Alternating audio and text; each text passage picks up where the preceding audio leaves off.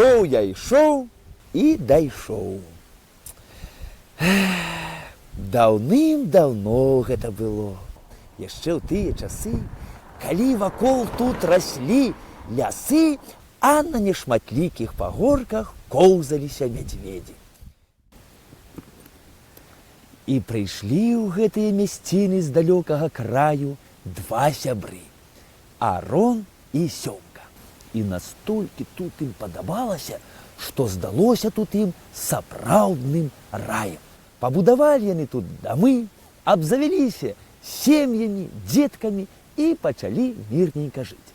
Але нешта такое, як быццам чорная кошка прабегла паміж імі. Пачалі яны сварыцца і вырашаць, хто ж з іх галоўны. І да таго пачалі спрачацца, што Арон сабраў свой скарб і пайшоў у іншую мясціну. І назваў яе там Аронава Слабада. А Сёмка быў таксама не лыкам шыты. І каб гэтае свае ўладанні неяк назваць, ён назваў іх проста гарадок. Невядома, чым бы скончылася гэтая ўся спрэчка, можа, нават самай сапраўднай вайною, калі б пан Бог не паклікаў іх абодвух разам да сябе. Аронава Слабада неяк так стала ціхенькая, а вось Сёмка ў гарадок напаткаў выбітны лёс.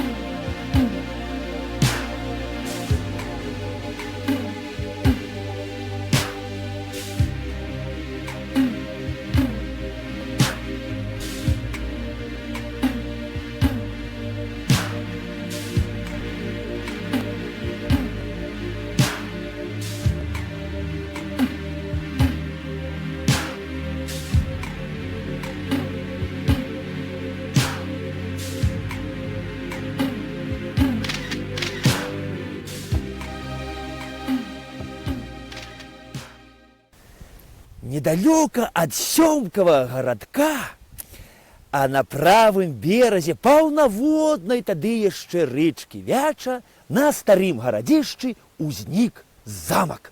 Замак быў абкружаны земляным валам і драўлянымі сценамі.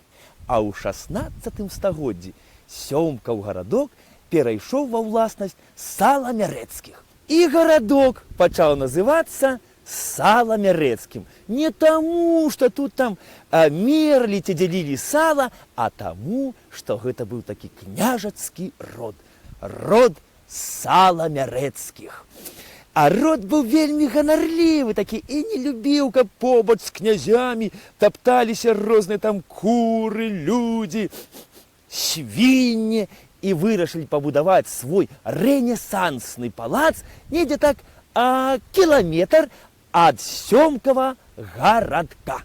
І назвалі гэтае месца Сёмкава Саламярэцкіх. Прашу не блытаць з Сёмкавым гарадком. На вялікі жаль, у 1654 годзе, калі ішла вайна, мястэчка Сёмкава і замак быў поўнасцю зруйнаваны. А на месцы замка быў пабудаваны фальварак. Род Саламярэцкіх замяніў род Сухадольскіх, Сухадольскіх Палубінскія, Палубінскіх Сапегі. Вось. І гэтыя мясціны сталі настолькі знакамітыя, што Карл XII, калі ішоў вайною на Расею, не абмінуў гэтае месца і зайшоў сюды падзівіцца. У 1755 годзе у Сёмкава з'явіўся новы гаспадар, мінскі ваявода Адам Хмара. Ну і што тут такога, спытаецеся вы? А вось я вам скажу, нягледзячы на тое, што прозвішча яго было Хмара, а не сонечны зайчык. Ён быў чалавек вельмі светлы і і адукаваны. Ён спрыяў развіццю культуры і заўсёды гэтаму дапамагаў. Ну і часы, вядома, гэтаму ж спрыялі.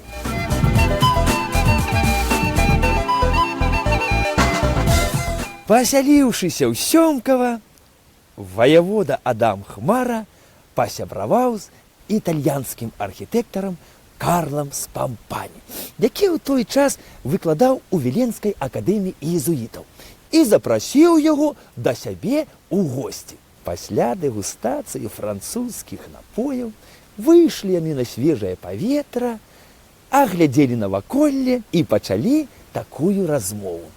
«Слухай, Спампані, а ці не пабудаваў бы ты мне такі палац, каб можна было сюды запрасіць самога караля?» Спампані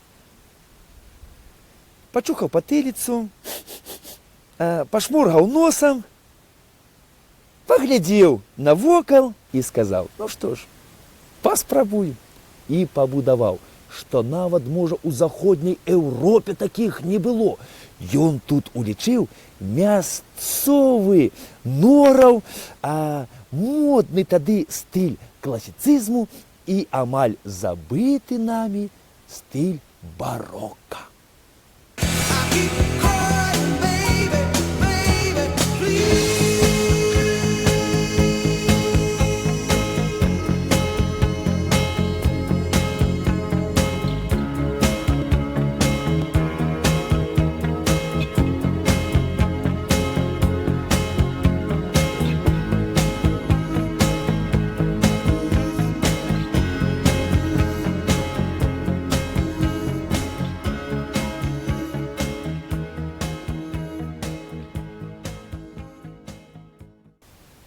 На палац працавала ўсё наваколле. Кафлю выраблялі ў Сёмкава, цэглу вазілі з Заслаўя, а шкло аж саміх на Лібок. А вакол палаца насадзілі парк з ліпавымі алеямі. І мара Хмары збылася. Сюды завітаў сам кароль Рэчы Паспалітай Станіслаў Аўгуст Панятоўскі. Станіслаў Аўгуст, які аб'ехаў увесь захад і ўвесь усход, прыехаўшы ў Сёмкава, настолькі быў здзіўлены, разглядаючы парк і палац праз свой ларнет, што ён сказаў Хмары: «Ну, Адам, у цябе і маёнтак». Натхнёны каралеўскімі кампліментамі, Адам Хмара не спыніўся на дасягнутым, а падзяліўся сваімі планамі з архітэктарам Спампані. Маўляў, нядрэнна было б у Сёмкавым гарадку пабудаваць яшчэ і касцёл. Ну што ж, сказана, зроблена. Праз некаторы час касцёл адчыніў свае дзверы для вернікаў. Тут бралі шлюб, хрысцілі дзетак. Дарэчы, у гэтым касцёле бралі свой шлюб бацькі Максіма Богдановича.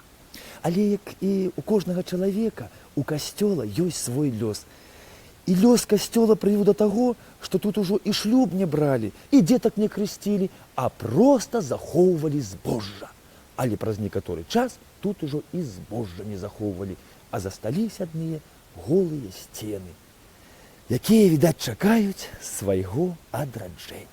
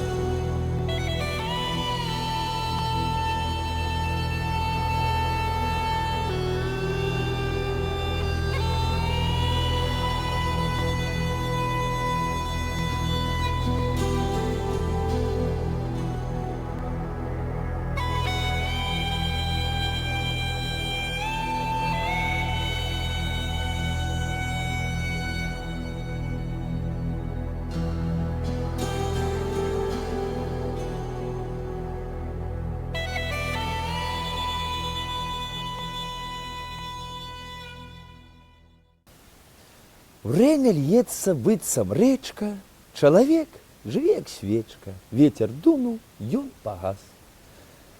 Памёр кароль Аўгуст Панятоўскі, памёр Адам Хмара, Спампані таксама памёр. І так скончыўся залаты век мястэчка Сёмкава. Але гісторыя мястэчка Сёмкава на гэтым не скончылася. Згодныя? 20-е стагоддзе унесла ў гісторыю мястэчка Сёмкава зусім іншую фарбу. Тут пачалася вялікая будоўля. І тут будавалі не проста ГЭС ці ГРЭС, а пабудавалі тут проста вінакурню. Персанал гэтай вінакурні быў непросты. Тут працаваў чорнарабочым сам Янка Купала. Пасля яго павысілі ў должнасці, і ён стаў дапамагатым вінакура. А што трэба сапраўднаму паэту для натхнення? Келіх добрага віна. Кажуць, што віно было настолькі добрае, што зранку галава не балела, і кавалачак хлеба. Ёсць у мяне такая думка, што кароль Аўгуст Панятоўскі, Карл XII прыязджалі ў Сёмкава не толькі, каб паглядзець на прыгажосць палаца, пахадзіць па цудоўным ліпавым парку, а яшчэ яны, я думаю, сюды прыязджалі, каб паспытаць смачнай сёмкаўскай маліны, таму што тут у наваколлі расце вельмі смачная маліна. І да гэтага часу сюды ездзяць людзі, каб паласавацца гэтым натурпрадуктам. Няхай у вас заўсёды будзе творчае натхненне. І няхай пасля гэтага творчага натхнення, няхай у вас ніколі не баліць галава. І рабіце сваё жыццё такім жа прыгожым, як рабіў палацы Карл Спампані. Рабіце жыццё сваё такім жа светлым, як рабіў светлым наваколле Адам Хмара.